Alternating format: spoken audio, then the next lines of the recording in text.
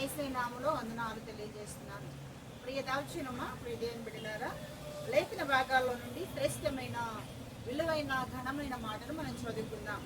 దయచేసి దైవ గ్రంథంలో నుండి మరి మొదటి కొరింథీయులకు రాసిన పత్రిక 14వ అధ్యాయము 15వ వచనం చూసినట్లయితే చాలా అద్భుతమైన మాటలు మనం చూస్తున్నాం. నా ప్రియ సహోదరి, చాలా దీవెనకరమైన మాటలు మనం చదువుకుందాం. చూడండి, దైవ గ్రంథంలో నుండి చాలా దీవెనకరమైన మాటలు. కాబట్టి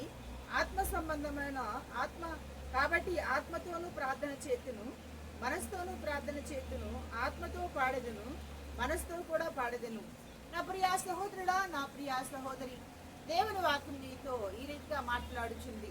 ఏమంటంట, ఇక్కడ అపోస్తలుడైన పౌలు కొరింథీయులకు రాసిన సంఘముతో చాలా దీవెనకరమైన మాటలు రాస్తూ ఉన్నాడు.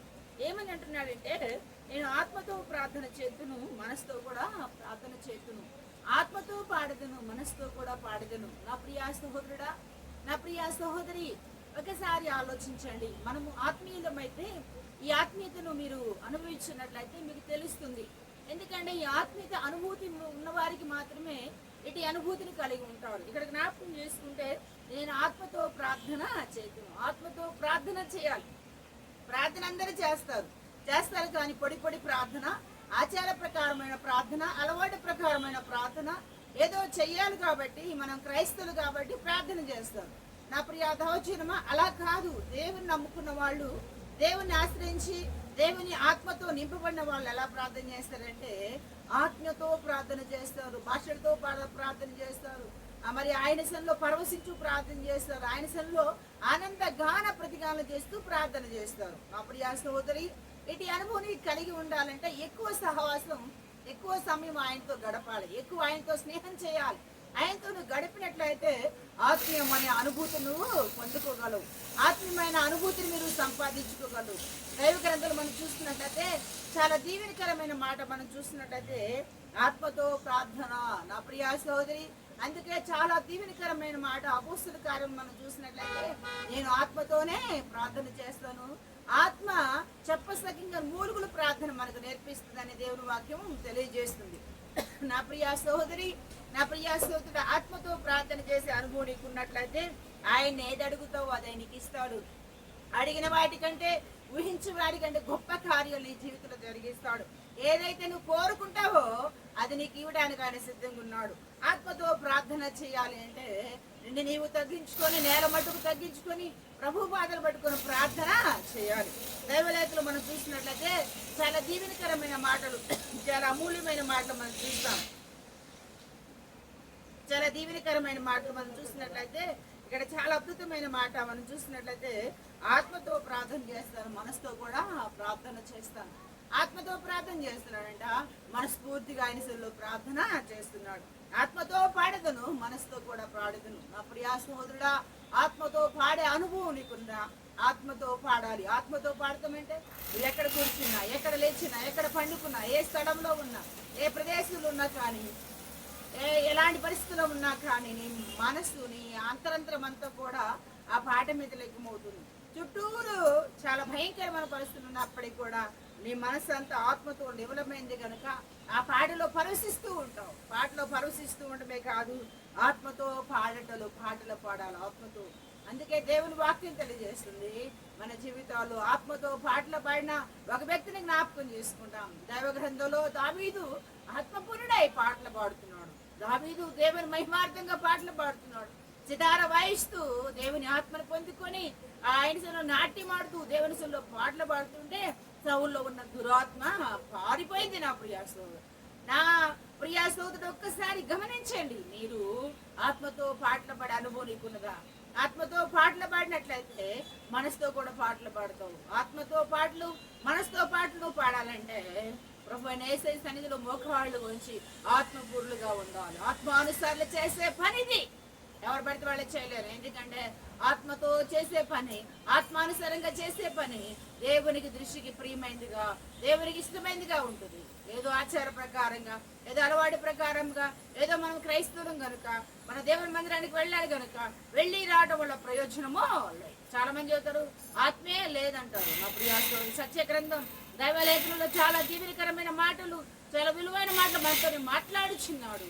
మన జీవితాల్లో మనం ఎలా ఉన్నాం, మన దేవునికి ఇష్టలుగా ప్రియులుగా మనం ఉండాలంటే ఆత్మానుసరమైన పాటలు, ఆత్మానుసరమైన రీతిలో పాటలు మనం పాడేవారిగా, ఆయన సెల్లో గణపరిచేవారిగా ఉండాలి. నా ప్రియ సోదరుడా, ఎలా ఉంది నీ ఆత్మీయ జీవితం? దేవుని సన్నిధికి వస్తున్నావు, దేవుని సెల్లో ఉన్నావు, పోతున్నావు అంటే నువ్వు ఆత్మీయంగా ఎంత బలపడుతున్నావు? ఆత్మానుసారులు ఎలా ఉంటారంటే కదల్చబరుడు, కలత చందరు ఏ విషయంలో భీతి చెందరు, దేవుని మహిమార్థంగా జీవిస్తారు, దైవచిత్తానుసారంగా జీవిస్తారు. కనుక మనం ఆత్మతో పాటలు పాడి ఆత్మానుసారంగా మనం జీవించాలని దేవుని వాక్యము మనకు తెలియజేస్తుంది. దయచేసి దైవ గ్రంథంలో మనం చూస్తున్నట్టయితే ఎఫెసీయులకు రాసిన పత్రిక మరి 5వ అధ్యాయం 19 చూస్తున్నట్టయితే ఒకడినొకడు కీర్తనలతోనూ సంగీతములతోనూ ఆత్మ సంబంధమైన పాటలతోనూ హెచ్చరించుకొనుచు మీ హృదయపూర్వకంగా ప్రభువుని గురించి పాడాలి, కీర్తించాలి. నా ప్రయాసం దేవుని పిల్లగా దేవుని మందిరానికి వచ్చిన మన జీవితాల్లో ఎలా ఉండాలంటే చాలా అద్భుతమైన మాట, చాలా దీవెనకరమైన, ఒకరినొకరు పాటలతోనూ కీర్తనలతోనూ ఆయన గణపరిచే వారికి ఉండాలి. ఆయన గణపరచడమే కాదండి, ఆత్మ సంబంధమైన పాటలతో మన హృదయపూర్వకంగా హెచ్చరించుకునే వారిగా ఉండాలి. ప్రియదావచేరి మా దేవుని పిల్లగా మనం ఉన్నామంటే, దేవునితో సహవాసం చేస్తున్నామంటే మనం ఎలా ఉన్నాం? ఆత్మానుసరమైన జీవితంలో ఆత్మపూర్లుగా, ఆయనకి ఇష్టలుగా, ప్రియులుగా మనం ఉన్నామా లేదా? దేవుని నమ్ముకున్నాము, దేవుని వెంబడిస్తున్నాం, దేవుని సన్నిధిలో మనం కొనసాగిస్తున్నామంటే మనం ఆత్మానుసారులుగా ఉండాలి. ఆత్మ లేని వాడు నా వాడు కాడంట.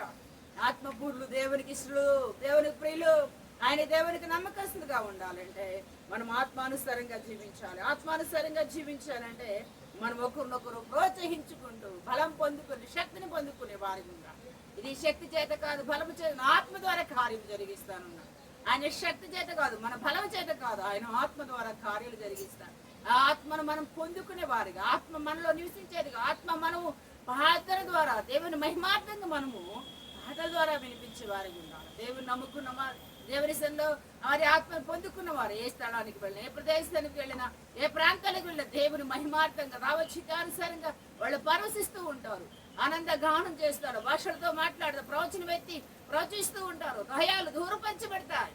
మనం చూసాం కదా, మరి గమనించండి, దావీదు మహారాజు నాట్యం ఆడుతున్నప్పుడు దురాత్మ పారిపోవడానికి కారణం ఏంటంటే ఆత్మదేవుడు అక్కడ ఉన్నాడు. ఆత్మ వారితో పాటలు పాడాడు కనుక, ఆత్మతో సితార వాయిస్తూ గణపరిచాడు కాబట్టి దేవుని మహిమార్థంగా అక్కడ కార్యాలు జరిగాయి. నీ జీవితంలో కూడా జరగాలి అంటే నువ్వేం చేయాలంటే ఆత్మ సంబంధమైన పాటలు, హెచ్చరికతో పాటలు పాడాలి, హృదయపూర్వకంగా పాటలు పాడాలి, ప్రభువుని గురించి పాడాలి. లోకంలో ఉన్నవాని ఒక రోజు గతించిపోతాయి, కానీ దైవచిత్తం నెరవేర్చువాడు, దైవచిత్తానుసరంగా బ్రతుకువాడు నిరంతరం నిలిచిన దేవుని వాక్యం తెలియజేస్తుంది. నా ప్రియ సహోదరి, నా ప్రియ సహోదరుడా, ప్రభు అయిన యేసయ్య మీకు తెలియజేస్తుంది ఏంటంటే ఆత్మానుసరమైన పాటలు మనం పాడాలి, ఆత్మానుసరమైన ప్రార్థన చేయాలి. మనం తగ్గించుకొని, నేల మట్టుకు తగ్గించుకొని ప్రభుత్వంలో ప్రార్థన చేయాలి. అపోస్తలుడైన పౌలు తెలియజేస్తున్నాడు, మీరు ఆత్మను ఆర్పకుడు ప్రవచించడం ఎందును, మన ప్రభుత్వంలో వేగలు పడి దేవుని సొంత ఆర్భాటముతో ఆయన గణపరచమని దేవుని వాక్యం తెలియజేస్తుంది. జీవితం ఎలా ఉంది? దేవుని నమ్ముకున్నావు, దేవుని ఆశ్రయిస్తున్నావు, దేవుని వెంబడిస్తున్న జీవితంలో ఆత్మ సంబంధమైన రాగాలు, ఆత్మ సంబంధమైన ఎక్కడో వినపడతా ఉంటాయి పాటలు, దేవుని గురించిన పాటలు. కానీ మనం ఇంట్లో కిచెన్లో వంట చేసుకుంటూ, లేకపోతే ఏదైనా పని చేసుకున్నప్పుడు కూడా ఆ మాటలు మనకు, ఆ పాటలు మనకు వినపడినప్పుడు మన హృదయం పులకరించిపోతాం, ఆనంద గానం చేస్తాం. మనకు తెలియకుండానే రాగాలు మనం తీస్తూ ఉంటాము. ఆ శబ్దాలు మనకు వినబడినప్పుడు, దేవుని గురించిన మాటలు వినబడినప్పుడు ఆ చెవులు మన ఆ వాక్యం మీద నిమగ్నమైపోతాయి, ఆ వాక్యం మీద ధ్యాసపోతుంది. ఎప్పుడు జరుగుతుంది ఈ కార్యం అంటే ఆత్మానుసారులకు మాత్రమే జరుగుతుంది, శరీరానుసారులకు జరగదండి. దేవుని మీద ఆనుకుని, ఆధారపడి ఆయన మీద ఆనుకున్న వారికి దేవుని ఆత్మ ఎక్కడ ఎక్కడ ఎక్కడ పనిచేస్తుంది, అక్కడికి ఏ ఏ స్థలంలో ఉన్నప్పటికి కూడా, 1000 మంది 10,000 మంది జనం మధ్యలో ఉన్నప్పుడు కూడా మన హృదయం పరవశిస్తూనే ఉంటుంది. ఆత్మానుసారులు ఎక్కడంటే ఆనందించేది ప్రభుతో ఉన్నారు కాబట్టి, ఆయన సన్నిధిలో పరవశిస్తూ ఉన్నారు కాబట్టి మన జీవితాలు మనం ఎలా ఉండాలంటే ఆత్మ సంబంధమైన వారి పాటలు మనం పాడాలి, హృదయపూర్వకంగా ఆయన గహనపరిచే వారికి ఉండాలి. అలాగ చేసినట్లయితే పరమంతున్న దేవుడు, పరిశుద్ధమైన దేవుడు, నీతి న్యాయం గల దేవుడు సహాయం చేస్తున్నాడు. సహాయం చేయాలంటే నేల మట్టుకు తగ్గించుకుని ప్రభుత్వంలో ప్రార్థన చేయాలి. చాలా మంది మనం చూస్తూ ఉంటాం, ప్రజల సహవాసం వారు ఉంటారు, వాళ్ళు ఏం చేస్తారు, ఆత్మే లేదంటారు. అసలు స్త్రీలు ప్రార్థన చేయకూడదు అంటారు. వాళ్ళు ఎలా ఫలిస్తారు? ఎలాగూ మరి ఆత్మను పొందుకుంటారు? దేవలేఖనం చెప్పింది కదా, స్త్రీలు మౌనంగా ఉండాలని రాయబడింది. కానీ ఎక్కడ మౌనంగా ఉండాలి, ఏ స్థలంలో మౌనంగా ఉండాలని రాయబడిందో అది తెలియకుండానే మాట్లాడుతుంటారు. నా ప్రియా సోదరి, వారిని హెచ్చరించడం కాదు, కానీ వారిని తెలియజేయడం కాదు, కానీ వాళ్ళు ఆత్మను అనుభూతి లేక ఏదో వచ్చి పోవటము దేవుని మందిరానికి రావడానికి వస్తారు, పోతారు, కానీ ఆత్మలో ఫలించరు. ప్రార్థన చేస్తారు, పొడిపడి ప్రార్థన, ఆచార ప్రకారమైన అలవాటు ప్రకారమైన ప్రార్థన, ఆత్మతో ప్రార్థన చేసే అనుభవం ఉంటే ఏ స్థలంలోకి వెళ్ళినా భయమో, ఏ స్థలంలోకి వెళ్ళినా దేవుడి గురించిన వర్తమానం తెలియజేస్తారు, బహిరంగంగా చెప్తారు, దేవుడి గురించిన సాక్ష్యాన్ని పలుకుతారు. నా ప్రియ సోదరి, మీ జీవితం ఎలా ఉంది? ప్రభు న్యాయస్తు ప్రభు నీ కొరకు ప్రాణమును దానంగా పెట్టి సర్వమును నీకు అర్పణ చేశారు. ఎందుకంటే నేను ఆత్మపూర్లుగా చేయడం, పరిశుద్ధులుగా చేయడం, నీతిమంతులుగా చేయడం, నిందారహితులుగా చేయడానికి ఆయన ఇష్టపడ్డాడు. కాబట్టి నువ్వు కూడా ఆయనకి ఇష్టలుగా ప్రియులుగా జీవించినప్పుడు మహామహిమగల దేవుడు, మనోహరుడైన దేవుడు, మహామహిమగల రాజాకి రాజు, ప్రభు అయిన దేవుడు మనకు సహాయం చేస్తాడు. సహాయం చేయాలంటే నేల మట్టుకు తగ్గించుకొని ప్రభు పాదలు పట్టుకొని ఆయనకి ఇష్టడుగా ఆయన ప్రియులుగా జీవించాలని ప్రభు యేసు నామములో తెలియజేస్తూ ఎలాగ భాగాలు దేవుడు దీవించి ఆశీర్వదించను గాక. ప్రార్థన చేసుకుందాం. మహాపరిశుద్ధుడు, మహోన్నతుడు, సర్వోన్నతుడైన మా యేసు రాజానికి వందనాలు, స్తోత్రాలు నాయన. చాలా దివ్యకరమైన శ్రేష్టమైన మాటలు మాకు తెలియజేస్తాం. ఆత్మతోనే పాడదును, మనసుతో కూడా పాడదును, ఆత్మతో ప్రార్థన చేస్తాను, మనసుతో కూడా ప్రార్థన చేస్తున్నాను. నా ప్రియా సోదరమే, మా జీవితాల్లో ఆత్మసారంగా జీవించడానికి, ఆత్మసారిగా ప్రార్థించడానికి శక్తిని దయచేయండి, జీవాన్ని సమృద్ధిని దయచేయండి. యూట్యూబ్ ద్వారా వింటున్న ప్రతి బిడ్డకి మేలును క్షేమము దయచేయండి. నాన్న అయానిసంలో ప్రార్థిస్తున్నామయ్యా, ఆత్మఫలములు, ఆత్మానుసరమైన అనుభూతిని ప్రభు ప్రతి ఒక్కరు కలిగి ఉండడానికి సహాయం మీ కృపాక్షేమముతో నింపి బలపరిచండి. మీ నా మహిమ కొరకు ఆయన ఈ సన్నిధిని ప్రభు ఈ ప్రసన్నత మీరు ఇచ్చినదికై వందనాలు, స్తోత్రాలు చెల్లిస్తూ అయ్యా, ఎవరైతే ఈ వాక్యాన్ని విన్నారో, ఎవరైతే ఈ వాక్యాన్ని ప్రభు చూస్తున్నారో, వారందరికీ దీవెన ఆశీర్వాదంతో నింపండి అయ్యా, ఇస్తూ క్షేమంలో ఆశీర్వాదంతో నింపి బలపరి స్థిరపరచమని మా ప్రియుడు, మా ప్రాణనాథుడైన యేసు శ్రేష్టమైన విలువైన ఘనమైన నామములో ప్రార్థించి వేడుకొనిచున్నాను తండ్రి. ఆమేన్. తండ్రి కుమారుని ప్రేమ పరిశుద్ధాత్మతో వాసం ఎప్పుడు ఎల్లప్పుడు సదాకాలం అందరికి తోడై ఉండును గాక. ఆమేన్. గాడ్ బ్లెస్ యు అందరికీ.